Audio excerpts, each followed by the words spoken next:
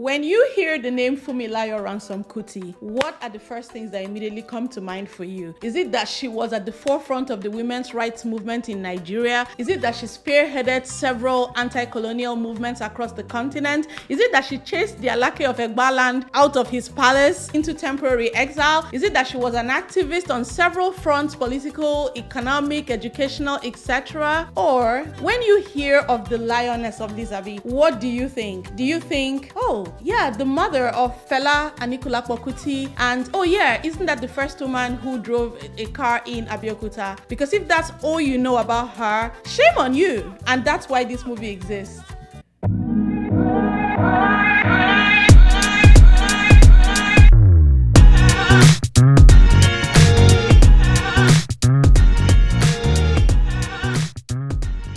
Hello, hi, welcome. My name is Pearl, and this channel we do all things African cinema with special emphasis on Nollywood. Today we're reviewing Funmilayo Ransome Kuti, a biopic about one of the most iconic, not just woman but person in Nigeria's history, most prominent for her activities during specifically the post-colonial era. Funmilayo Ransome Kuti is currently streaming on Prime Video after its cinema release. This movie is written by Tunde Babalola, produced and directed by Bolanle, Austen-Peters.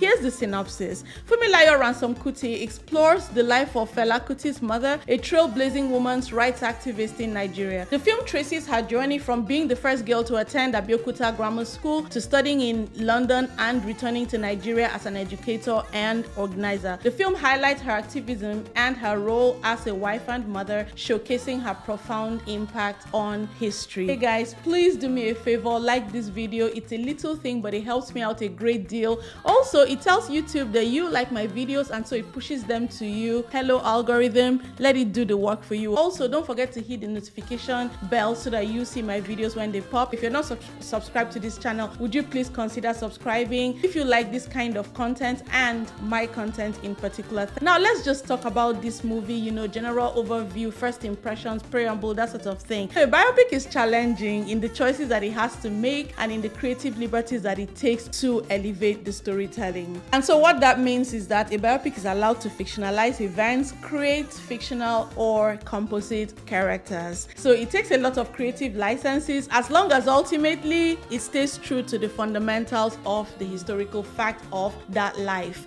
The reason for this preamble is to say that while watching this movie, I ticked off things that are historically accurate but they've been left out, or things that are not exactly accurate, and I just weigh how I feel about the changes that are made while acknowledging that ultimately the movie has the right to do so. One example is the About Women's War/Rebellion. It was mentioned in this movie in a way that made it sound as though it was happening concurrently with the protest revolt in this particular movie, when in fact that happened nearly 2 decades prior. But did I mind? No, I didn't. In fact, if anything, it was nice to have that event acknowledged in this movie. And there are also little things. For instance, during the whole protest here, these women were tear gassed. I would have really wanted to see that, and I think it would have been really powerful cinematically. If you've never been tear gassed before, you're lucky. When we were kids, my dad picked us from school and there was a riot in town, police and soldiers all over this town, and then they stopped us, asked my dad to wind down the glass, and then they tear gassed inside the car with about 4 were tiny children. So they tear gassed like right beside my dad's face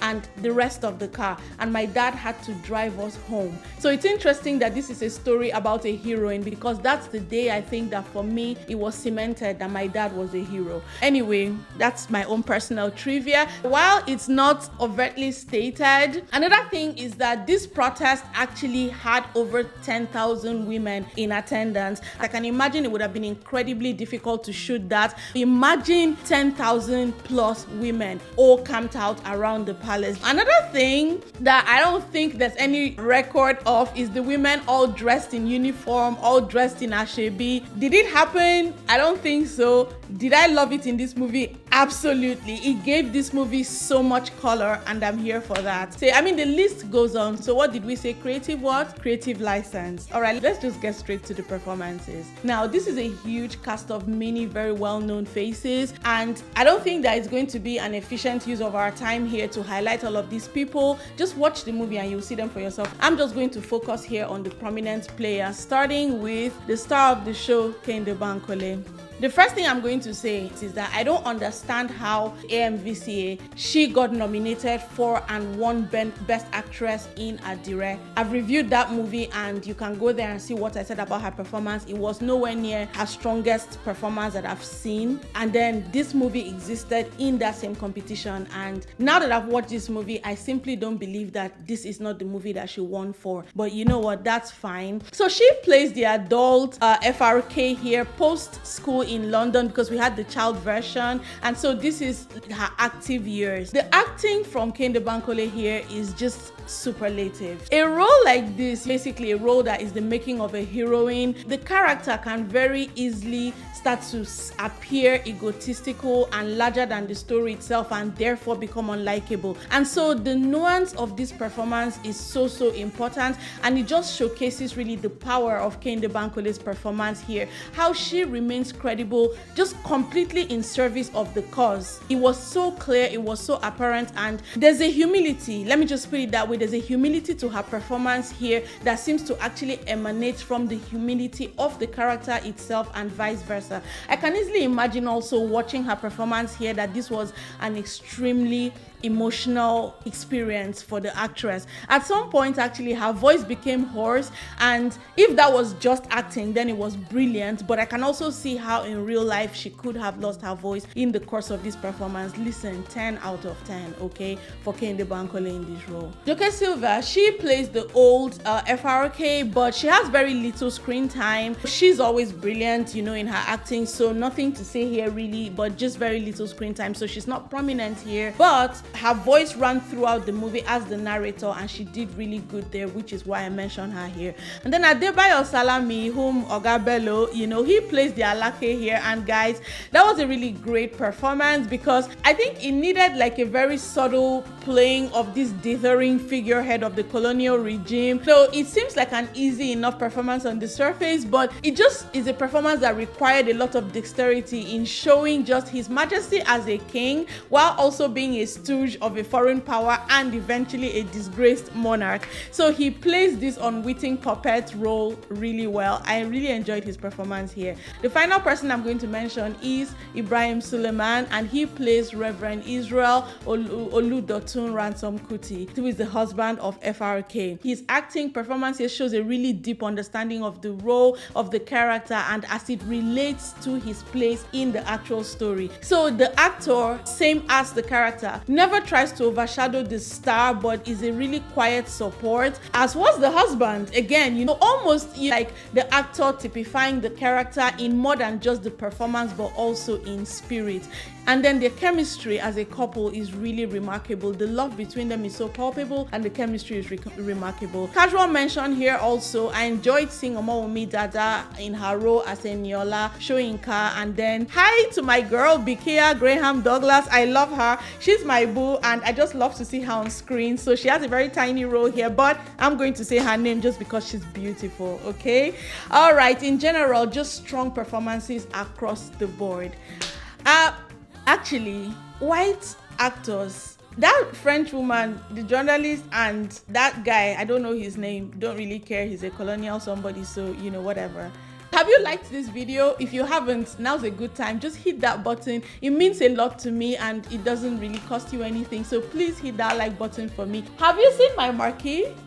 I love this marquee so much. Can you believe that when I painted this yesterday, I totally did not remember I had this dress. And so when I found it today while looking for what to wear for this video, I was like, oh my God, I love when my life is so serendipitous. I love it. All right, let's get straight to what works. Production design here is really good. Just all the technical aspects really check out, from the lighting and the coloring. Both of them really fit the tone of this movie and just the feel of that time and era. Sound design is really good in this movie. I really like the soundtracks and the score. Art direction is so good. Production design, have I said that already? Production design in general, but specifically art direction is really good, especially, and you already know, the costume. The costume just, it gave so much color to this movie, and I'm glad that they made that creative choice. Oh, the locations and sets as well are just really well done. The cinematography in this movie is really competent, as is the directing. I love the shots. There's really great framing and staging, especially when the filming of those really rowdy and chaotic scenes of the attacks in the marketplace, at the palace, and even in the very beginning, the opening montage of the attack at Calcutta Republic. These are staged,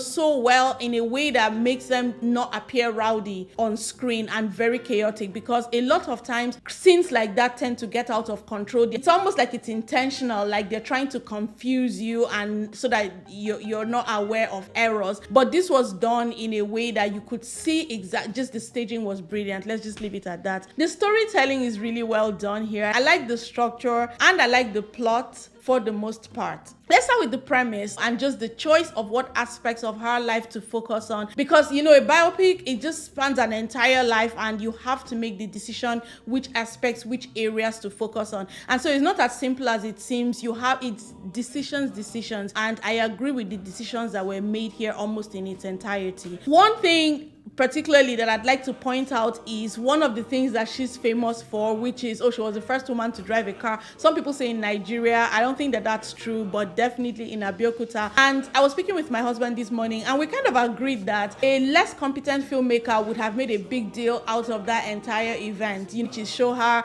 how she does the whole process of getting to driving a car, maybe even learning, getting a license, all the things. He even said an even less competent filmmaker would have done that whole montage of people standing on the road in awe, like to see a woman driving, like, oh my god, that's so great, all that stuff. So I'm glad it was just sort of a passing. You could tell that it mattered, but it wasn't highlighted. Now this plot is really tightly woven and the pace is brisk. This movie is only 90 minutes, and let me just say that it had a right to be longer. We see all the time movies that really could have been a short film and then they end up taking 2.5 hours of screen time, and I'm like, you're really arrogant. I love how steeped in tradition this movie is, starting with the language, and within the language, the intricacies, the dialogue. I love just this mix of English, but predominantly Yoruba, and the delivery also of the dialogue is just so very natural by these very, really talented and experienced actors. Then having these women go bare, that's something that also is a very interesting aspect of our culture, about how nakedness on certain women of a certain age is taboo. And I wasn't sure if the movie would go there and really do it, and I'm really glad that they were bold enough to make that choice. I'm so glad that they did that. Something that I enjoyed very much is the bodiness and the ribaldry of the protest songs the women sing down the line. They start singing about, you know what I mean. Look, whenever I hear people, especially men, when criticizing modern women, talking about how modest and how pure and chaste and whatever our mothers were, all you're really telling us is that you've not spent time with your older relatives, your grandmom, your great-grand, your aunties, the older ones in the village. Because let me tell you, there's nobody more dirty-minded and potty-mouthed than our older relatives, especially the women. When my grandmom died and her age grade came to serenade her casket, after a while, my sister and I started listening, and we realized that the song that the women were singing was basically them saying, no matter the size of a kitty cat, there's no kitty cat that's too small for a cassava to get into. What the hell? Then several songs in that same vein, and we were just falling over ourselves laughing, and they were having so much fun. So a lot of things that we conflate with modesty and all of that is just your modern, specifically religious morality. It's not really what you say our culture. That's not our culture, but it is what it is. The character development here is done very well. I like how they show young Fumi just as somebody who really stands up for herself, even when it's unsafe to do so. When then she grows into this person that she grows into, also riding on the wings of her father's words. It doesn't come out of nowhere. The stakes in this movie are very clearly defined. I love that. It shows very clearly the personal stakes for the character, and then it shows also the economic and political stakes for the community, for the entire state of Ogun State. Because it went beyond just Abeokuta to all of Ogun State, and then eventually the country. And of course, eventually also her activism spread across all of Africa. So she understood at some point in this process, she had become a messiah of sorts, and sort of you could see the moment when she was like, should I stop or not? And then she accepts the role. So just showing the stakes in this movie, because this was only the start of many cultural and political reforms across the continent. This movie has a lot of emotional ebbs and flows. The protest itself, her relationship with family, with her husband. I've already said, relationship with her husband, the way it's written is really tender and beautiful. When he dies in the story, guys, I was devastated. And then the transition that segues into the present day is just so glorious, the way that's done. And then it's also in the small things, these emotional ebbs and flows I've referenced, like when the journalist calls her mommy, and then says Odabo. Listen, in a movie, it's not one big climactic moment that does it. Often it's just many small sweetnesses, I don't know if that's a word, tenderness and sadnesses that come together to form this picture that sometimes a movie ends, you're feeling a certain way, and you can't even point to one specific moment in the movie that's making you feel whatever poignant emotions that you're feeling. And this is a little tidbits like this that just have a lot of emotional currency and weight. Now, one of my all-time favorite things about this movie is just how it takes colonialism head on, tackles it both in overt and subtle ways. Every time this movie saw colonialism, it hit it like a truck.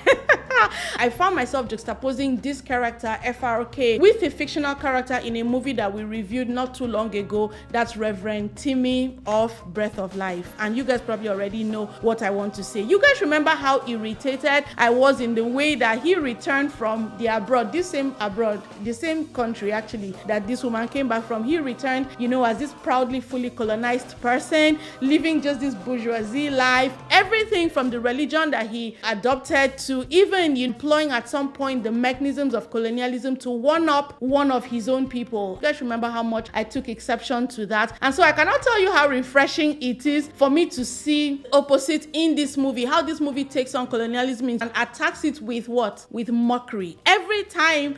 What did she say? Awara Dondi, don't worry. Your colonized subjects will interpret it for you. Because that's really all that colonialism deserves. And every time she mocks any of those feudal overlords and figureheads, aka stooges of the British government, I can't tell you how much pure joy and pleasure it gave me. I don't think we think enough about just how much colonialism, how much it affected our history, how much it destroyed and disarticulated our society. It robbed us of the ability to grow organically, and that's so important for whether as an individual human being or there's never any value to fast forwarding a process. So it robbed us of that ability for us to grow organically. It introduced a lot of terrible political, economic, and misogynistic practices into our cultural zeitgeist that persist till today. So whenever I hear some people speak very naively and nostalgically about colonialism, talking about, they brought us schools, they gave us education, they gave us religion, and so on, it just reeks of ignorance. You don't know, but it's fine. But this movie is only, the starting point of that conversation. Finally, I love just how, while historical, this movie also touches on issues that affect us today. And again, that ties directly to, I've already talked about colonialism, but also other aspects. For instance, just toxic masculinity. Every time those men open their mouths, I wanted to scream. Like when first time she goes into that palace and she's trying to talk to them, and that man, just, oh my God, the arrogance on that man, the ego, just I was so frustrated. And so and these are still things that as women, we still face today. Little things that you have to actually be existing in the world as a woman to actually experience and understand. And so the relevance of this movie beyond its place just as documentation is unquestioned. There's much more to say about this movie, but I think I should just leave you to experience it for yourself. I'm done telling you about what works. Please take a moment to like this video. Just one moment, please, 1 second. I appreciate it. Thank you. Now, normally this next section would be what does not work. However, because I already told you, this is a biopic and I'm a bit hesitant to say what does not work. If it was things like the technical aspect, this and that, definitely would be doesn't work, but I've already said that those work. So as far as story, I'm going to phrase it differently and say, rather than saying what does not work, I'd rather call this section what I'd have liked to see. So let's go. The first thing that I'd have liked to see done in this movie, or rather not done the way it was done here, is the centering of Fela in this movie, and then the continued insistence of the plot to tie this character Funmilayo Ransome Kuti to Fela. I understand it. It's marketing, okay? Because let's face it, Fela's fame is far more far-reaching than the fame of FRK. So I have no issue with that choice in itself. The problem, though, is that the movie fails to really tie them together and really land that ship and bring it home. The way it's been done here, the mentions of Fela to actually make sense, you have to at the very least know who Fela is, and in some instances you also have to know the specifics of that narrative of whatever is being said there in order to actually understand. His fame has no real implication on the aspects of her life that the movie explores or tackles. For instance, how does the rest of the movie relate to the opening sequence, right? The movie begins very dramatically with that montage of what happened at Calcutta Republic that culminates in her getting thrown over the balcony, and then also eventually how she comes to be hospitalized and ultimately her death, which happens off screen. But it never makes the connection. She's in Calcutta. What is this place? What is she doing there? Who is this fella they keep mentioning? Who is he? We don't know. And when it starts that way, what that promises is that somewhere in this movie we are going to highlight who this fella is and how that ties into. Again, I'm not quarreling with anything being done. I'm saying if you've made this choice, you have to make the other choice that corresponds and ties it together so it doesn't create a lacuna. This was definitely a lacuna here. The second and only other thing that did not work for me here, or rather that I would have liked to see differently, was I wish that the political and economic stakes of this revolt, this protest, had been highlighted more. Sure, it's her story. I acknowledge that, I accept that. However, the impact of what was happening there, protest and all of that, it had far broader consequences and ramifications than just the discomfort for the ruling class. Now, coming out of the Second World War at this exact time in history, the economy of the British Empire was crippled. It was in shambles. And so Empire were relying heavily on antics such as, these brutal tax regimes in its colonies, the colonies of the British Empire, for their very survival. They were rationing food over there, and we were basically sustaining them. That's why, again, when you're nostalgic about colonialism, you need to get your head checked. As it relates to this movie, my point is that I think that making that connection a bit more obvious would have raised the stakes for the characters significantly, and then invariably made this a much stronger story. Because listen, what she was doing here, it wasn't just about making the Alake and his chiefs uncomfortable and then having those colonial people come in and speak some grammar. It was actually, people have been assassinated for less. So she was actually impacting heavily on the livelihood of not just here but all the way to the British Empire. That said, none of the above, these two things that I've mentioned, take away from the story. I love my position. When you're in the armchair like this, it's very easy to dream, and we can afford to dream and fantasize about, I would have liked to see this or that or that. I'm happy with what we got. And so in conclusion, I'm going to just tell you guys that this is a really well-made film. This is absolutely a film by a competent and very careful filmmaker. Biopics are very easily boring. Like, it's not even a joke how easily a biopic can become boring. This movie is absolutely not a boring film. I was very intrigued. I was very fascinated. The tension was good, especially if you don't know specifics of the story. There's so much here to keep you grounded and interested, even if you know quite a bit of the historical events around this story. Also, this movie has a very authentic and genuine feel. It's a very emotional and immersive experience, and I never had to ask myself in the course of watching this movie, where is the head of the filmmaker? Where's the heart of the filmmaker? What are the politics of the filmmaker? I never had to ask any of the questions. It's very clear. It's all here. The value statement, the moral statement, and just the worldview of this filmmaker. I'm glad that this movie exists, guys. I'm going to say more biopics, please. But when I say that and then I think about that Queen Amina movie, let me just say, more well done biopics. let me say it that way instead. I highly recommend this movie, and for whom? For everybody. This movie is for everyone, and I don't mean Nigerians, I don't mean Africans, I mean this movie is relevant for the entire world, because anything that happens here, I mean, the impact of this woman spanned all the way to our independence and way beyond. You know, she spearheaded so many reforms on so many fronts. You know, she's iconic, she's legendary, and you know, she deserves her place in history. She does have her place solidified in history. All right, guys, thank you so much for watching. Please check out my other videos. Don't forget to like, comment, and of course to subscribe if you haven't still. Are you saying that even now I haven't persuaded you?